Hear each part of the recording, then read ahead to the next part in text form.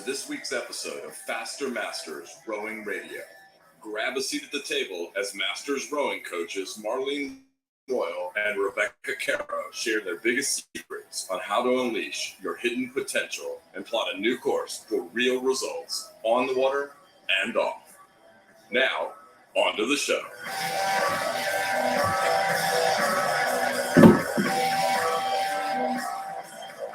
Hello, everybody, and welcome. It's great to be back, and I'm Rebecca Caro, and I'm joined by Marlene Royal.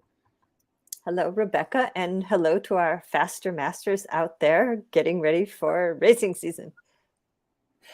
Today, we're on to episode 3 of our mini square blades challenge. This is the third and final episode where we're going to show you the finesses you need to get really confident learning how to do square blades.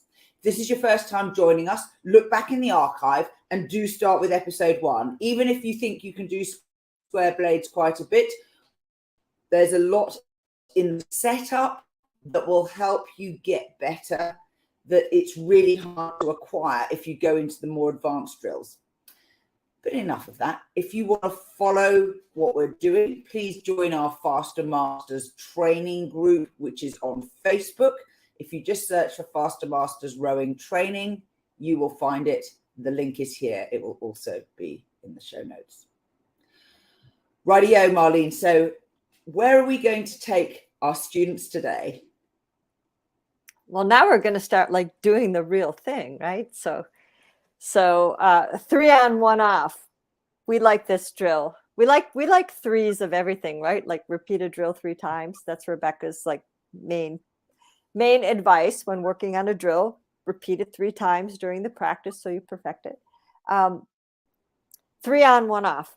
3 on, regular continuous rowing with the feather. No, I'm sorry. I'm mixing it up. It's the other one. 3 on square, 1 off. 3 on square, 1 off, right? So the point is if you get 1 off, you're going to be able to give yourself a little bit more momentum. And, so try 3 on the square, 1 feathering off, 3 on the square, 1 feathering off, and get a little bit of boat speed. Now, I am going to switch that around, because if you're not square blade experienced, you could try it 1 full stroke on the square and 3 off. I'm mixing it up a little bit, but it gives you a chance to go, okay, like I'm really committing to that square blade stroke. I'm really committing to that shaft height off the water. And then you've got 3 strokes like to pick up a little bit of boat momentum. But we do want you to achieve 3 on, 1 off. We do. And Marlene used a really interesting word there, which is the word committed. Don't give yourself any out. Every 3rd stroke, you're going to do that square stroke, or every 1, you're going to do it feathered. You must know you're going to do it and then do it. And as we said in a previous episode, when you do the square stroke, even if the boat tips down to one side, leave your blade on the square. Don't be tempted to feather it to make it more comfortable for you. Because one of the reasons that you're likely having balance problems is your hands aren't at the correct height. Maybe they're not nesting through the crossover. Maybe you tap down more heavily with one side than the other. Maybe they're not traveling at the same height to come up to the placement together. And it's really important that you keep pressing this, even if your boat is tilted. Exactly, because what this it's going to ultimately help you row with your blades off the water much better.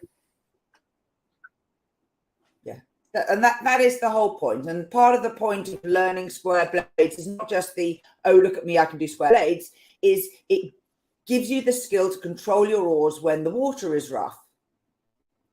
It gives you the skill to time your entry and exit in isolation from the squaring feathering movement, which means that you can get much more refined and finessed because there's nothing else happening at that moment of placement or extraction to distract you from focusing on whether you're timing it right. And those timing points are very, very important in terms of a smooth, fast boat run.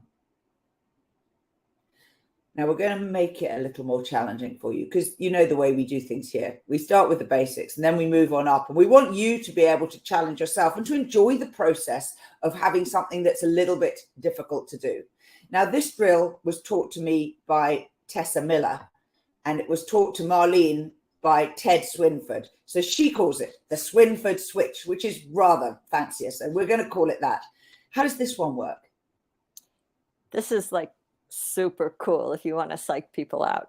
So what you do, okay, we're working in 10 stroke blocks here.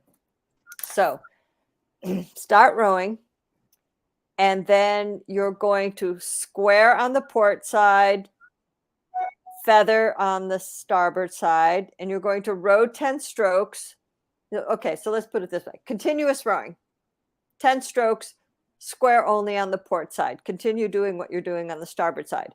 Then in one stroke, I want you to switch that you're going to be on the feather on port and square on starboard. And then in 10 strokes, you're going to switch.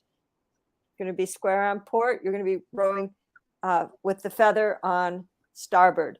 And as long as you can tolerate it. This is a great coordination drill. I mean, on one hand, you're feathering on one side, and it is going to help you. You know, you can do a little bit more work with that, or to stabilize the boat, to maintain the rhythm with the square blade on one side. And then you've got to switch. So you have to plan what you're going to do here, and you have to switch. And this is a great left brain, right brain kind of coordination skill. I love it. And when you do it, like, you feel great. And then you're like, okay, just let's do this.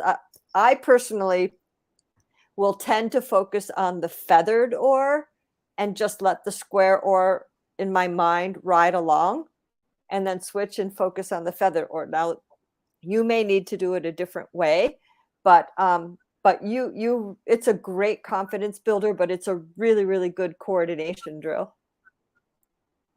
It is. So the full drill is 40 strokes, 10 strokes regular rowing, 10 strokes square on one side, 10 strokes square on the other side, then 10 strokes both oars square, and then you're back to the beginning of 10 strokes regular rowing with feathering. So I like your recommendation about focusing on one oar, because that really does enable you to clarify in your mind what you're doing. I often find that people get somewhat confused, and this is a bit like patting your head and rubbing your tummy. Yes. Yeah. And it doesn't have to be that way. You know, you just, when that other blade is square, you're just keeping it steady. You know, all you really, really have to be aware of is the correct weight in the hands, so that the blade, the shaft, is high enough off of the water. And the other hand sets the rhythm for you. And as we've said in the past, you can hold your boat level with just one hand. And that's what this exercise teaches you. You might want a tiny little bit of lateral pressure. Just remember that you've got to keep sideward pressure into the pins. Only a little bit, but that may give you just a tiny bit of stability, particularly on the stroke where you switch over. And just as a bonus, because we've only done 2 exercises each time, because this is the third square blade special, Marlene's got an extra drill that she thinks will challenge you even further. Yeah, this one we're doing, both hands are doing the same thing at the same time. But remember, in a previous episode, we talked about the delayed feather drill that come out, you know, again, for exaggeration purposes, come out square, start to feather off as the hands start to move away from the body. In this drill, you need to hold the square a little bit longer. So you come out square, and remember, you want to get to that finished position and release from the handle with the weight over the handle. So carry your blade square, pause at arms and body away, and during the pause, feather, and then continue your stroke and come back. So it's going to be, you're going to go from paws, arms, and body away, squared, feather off, count 1, 1,000, 2, 1,000, go. Start the knees coming up, the slide. You're almost immediately going to be into your blade prep. So, we're not spending a lot of time on the feather here. So you're going square, feather, begin your blade prep in, come out square to the paws, feather. As you start the roll up, begin your blade prep. And then, try that for 10 strokes and then row 10 strokes continuous, and then try that for 10 strokes and row 10 strokes continuous. I confess this is a drill I have never tried, and so I think this is definitely going to be on my roster for this week.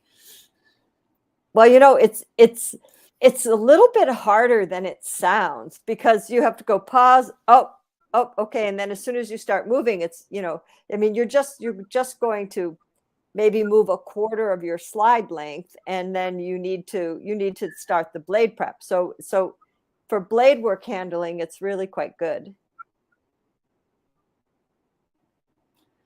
And that, ladies and gentlemen, concludes the Square Blade Challenge, episode number 3.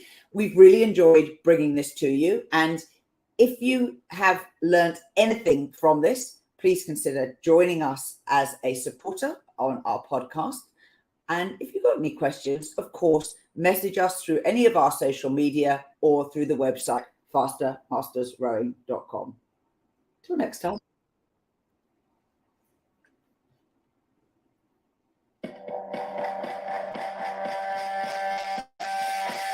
Part of the Rowing Chat Podcast Network. Please tell your rowing friends about the show. And if you've learned just one helpful thing from today's episode, please consider supporting the show for as little as $1 per month by visiting fastermastersrowing.com/podcast.